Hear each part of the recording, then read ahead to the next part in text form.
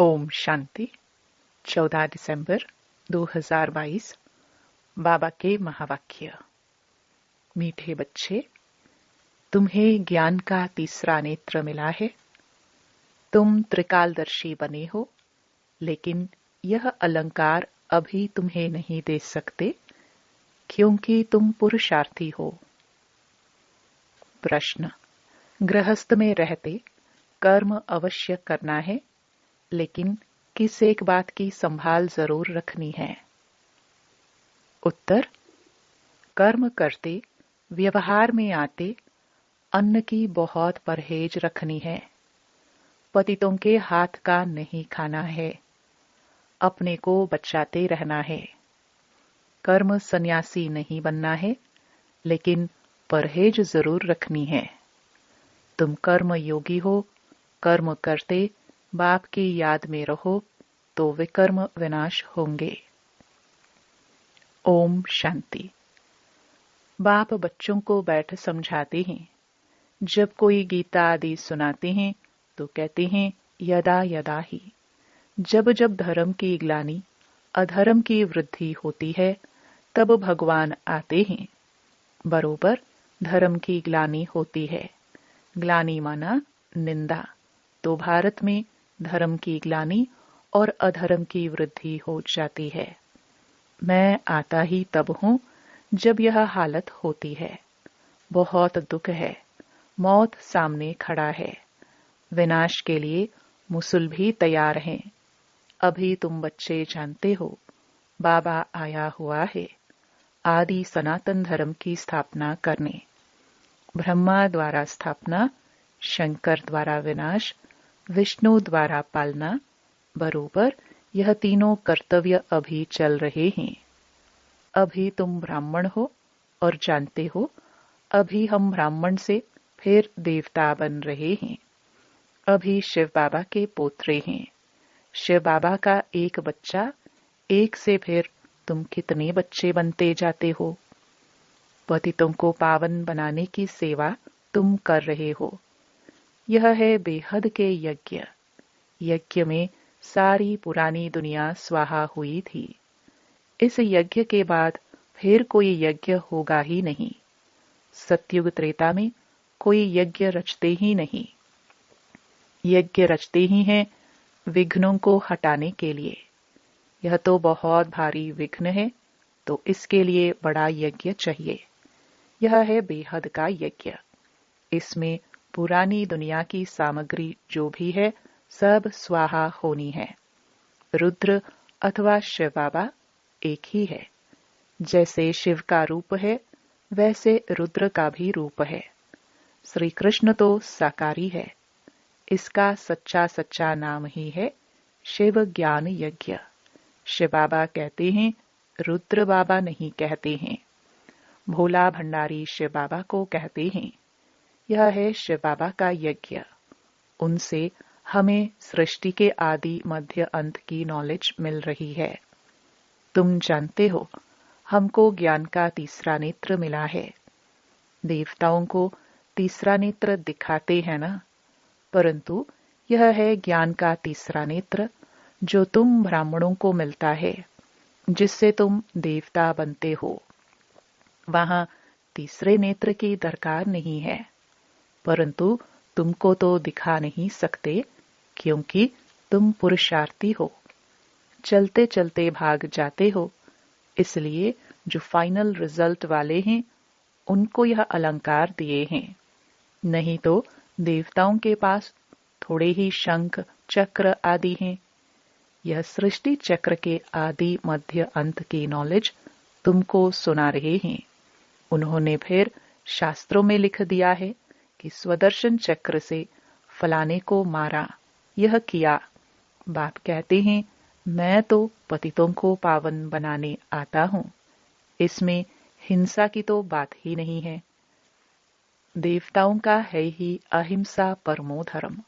श्री कृष्ण के लिए फिर हिंसा करना कैसे लिखा है। कैसे वंडरफुल चित्र बनाए हैं। वहां ही गीता सुनाते, राजयोग सिखाते, वहां ही फिर किसको मारते हैं, बाप को तो याद करते ही इसलिए है कि आकर पतित दुनिया को पावन बनाओ, राजयोग सिखाओ। बाप कहते हैं ज्ञान का सागर नॉलेजफुल मैं हूँ, तुमको नॉलेज मिल रही है, इसको ही अमर कथा कहते हैं। वह तो शिव शंकर को एक कह देते हैं। शंकर सूक्ष्म वतनवासी, वह कैसे कथा सुनाएंगे? उनको तो नॉलेजफुल नहीं कहा जाता। शिव बाबा सारे सृष्टि चक्र का राज समझाते हैं, जो नॉलेज कोई के पास है नहीं। बाप धनी को जानने के कारण ही ऑर्फन बन पड़े हैं, लड़ते झगड़ते रहते हैं। सतयुग में कोई झगड़ा होता ही नहीं, न रोना न पीटना। इसलिए मोहजीत राजा की कथा सुनाते हैं। कथाएं तो ढेर हैं, हर एक धर्म में किस्म किस्म की कथाएं हैं, जो सब भक्ति मार्ग की सामग्री है। भक्ति करते हैं भगवान से मिलने लिए, आधा कल्प भक्ति करते आए हैं, भगवान तो किसको मिला ही नहीं। अब बाप ने तुम बच्चों को परिचय दिया है, तुम्हें फिर औरों को देना है। सन शोज फादर, तो बाप का परिचय दे, सबको नॉलेज बताते रहते हो। तुम हर एक बच्चे की बुद्धि में है कि शिव बाबा हमारा रूहानी बाप है। ये भी भक्ति मार्ग वालों को समझाना है कि तुम्हारे दो बाप है, एक लौकिक बाप, दूसरा पारलौकिक बाप, जिसको गॉड फादर कहते हैं, जिसने यह बेहद की रचना रची है। बाप से तो जरूर वर्षा मिलता होगा, वह है ही स्वर्ग की रचना रचने वाला। भारत स्वर्ग था, इन लक्ष्मी नारायण का राज्य था। उन्हों को यह राज्य किसने दिया? कलयुग अंत में कोई भी विश्व का मालिक है नहीं, यह है ही रावण का राज्य। खुद भी कहते हैं हमको राम राज्य, नई दिल्ली में दैवी राज्य चाहिए। राम राज्य है सतयुग त्रेता, रावण राज्य है द्वापर कलयुग। द्वापर से ही भक्ति मार्ग शुरू होता है, विकार भी शुरू होते हैं, जिसकी निशानियां भी हैं। जगन्नाथपुरी के मंदिर में बाहर देवताओं के गंदे चित्र बनाए हैं, ताज तख्त आदि वही है, सिर्फ चित्र विकारी दिखाते हैं। जब देवताएं वाम मार्ग में जाते हैं तो फिर धरती की उथल पाथल भी होती है, सोने हीरे के महल सब नीचे चले जाते हैं।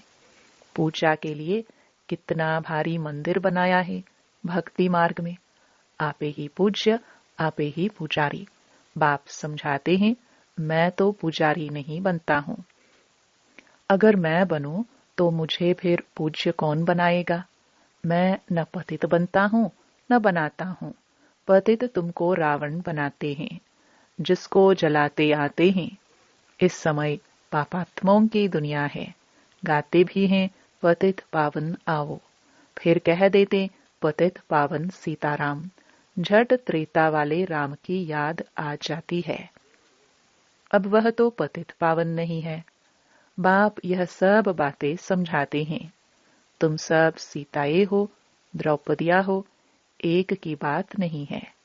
द्रौपदी को 5 पति दिखाते हैं, ऐसी बात है नहीं। भारत ही प्राचीन पवित्र खंड था, क्योंकि पतित पावन परमपिता परमात्मा का बर्थ प्लेस है।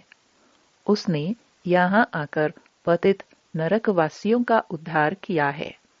सब धर्म वाले गॉड फादर को याद करते हैं, क्योंकि सब तमो प्रधान है।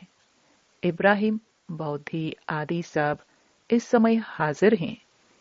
पहला नंबर ब्रह्मा भी पतित दुनिया में है, तो और कोई वापस कैसे जा सकता? सभी इस समय कब्र दाखिल है। बाप आकर सबको गति सदगति देते हैं। सतयुग में भारत पवित्र था। देवताओं के आगे गाते भी हैं आप सर्वगुण संपन्न संपूर्ण निर्विकारी, हम विकारी हैं। इस समय सब विकारी हैं। सबको निर्विकारी बनाने बाप को आना पड़ता है। तो पतित पावन बाप ठहरा, न कि पानी की नदियां। पतित पावन ज्ञान सागर से निकली हुई यह ज्ञान गंगाए शिव शक्ति सेना है।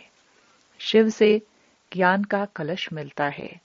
बाप कहते हैं, बच्चे गृहस्थ व्यवहार में रहते पवित्र बनो, कर्म भी जरूर करना है। यह है ही कर्मयोग। कर्म संन्यास तो नहीं हो सकता। वह समझते हैं घर में खाना नहीं बनाते, भीख पर गुजारा करते हैं, इसलिए कर्म सन्यासी हैं। वह तो फकीर ठहरे। अन्न तो विकारियों का पेट में पड़ता है तो अन्न दोष लग जाता है। पतित घर से भल निकल जाते हैं, फिर भी जन्म तो पतित घर में लेना पड़ता है। तुमको भी अन्न असर करेगा, इसलिए परहेज रखी जाती है। पतित का अन्न नहीं खाना चाहिए। जितना हो सके अपने को बचाते रहो। कोई का बहुत झगड़ा भी हो जाता है। एक भाई ज्ञान में आता, दूसरा नहीं आता, ऐसे बहुत केस होते हैं। इतना बेहद का राज्य लेते हो तो जरूर कुछ झगड़े होंगे। कोई भी हालत में तुमको अपना बचाव रखना है। मुक्ति तो कोई पाते नहीं है, गपोड़े मारते रहते हैं। हम ज्योति ज्योत में लीन होंगे। समझाते समझाते आखिर उन्हों की बुद्धि में भी आएगा कि यह बात ठीक है। सत्युग की आयु अगर लाखों वर्ष होती तो संख्या बहुत बढ़ जाती। अभी तो संख्या और ही सबसे थोड़ी है, क्योंकि कन्वर्ट हो गए हैं और धर्मों में। देवता धर्म वाले हैं सूर्यवंशी, राम को फिर क्षत्रिय की निशानी दे दी है। अभी तुम रूहानी क्षत्रिय हो, माया पर जीत पाते हो। इसमें समझने की बड़ी बुद्धि चाहिए। योग भी बड़ा सहज है। आत्माओं का योग लगता है परमपिता परमात्मा के साथ। योग आश्रम तो बहुत हैं, परंतु वह सब हठ योग कराते हैं। ये थोड़े ही कहते हैं परमपिता परमात्मा के साथ योग लगाओ। तुम बच्चे जानते हो बाबा हमको दलाल के रूप में मिले हैं। कहते हैं मामेकम याद करो तो खाद निकल जाएगी। याद करते करते तुम मुक्ति धाम में चले जाएंगे। बाप बैठ समझाते हैं, बच्चे दुनिया का हाल देखो क्या हो गया है। तुम जो विश्व के मालिक थे अब बेगर बन पड़े हो, फिर बेगर टू प्रिंस बनना है। भारत बेगर है। पतित राजाए पावन महाराजा महारानी के मंदिर बनाकर पूजा करते हैं। निराकार शिव बाबा की पूजा करते हैं। जरूर कुछ किया होगा। कितने मंदिर हैं तुम अभी जानते हो। 5000 वर्ष पहले भी आकर राजयोग सिखाया था। तुमने अनेक बार राज्य लिया है और गवाया है। अब फिर शांति धाम और सुख धाम को याद करो। दुख धाम को भूलते जाओ। यह सब विनाश होना है, फिर तुम स्वर्ग के मालिक बन जाएंगे। बाप कहते हैं मैं तुम्हारा बेहद का बाप भी हूँ। तुमको बेहद का वर्षा देने आया हूँ। तुम्हारी दिल में खुशी है।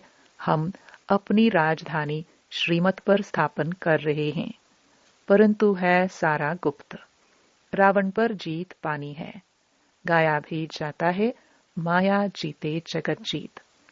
5 विकारों पर जीत पानी है। 5 विकारों का संन्यास करना है। खिवैया तो एक बाप है।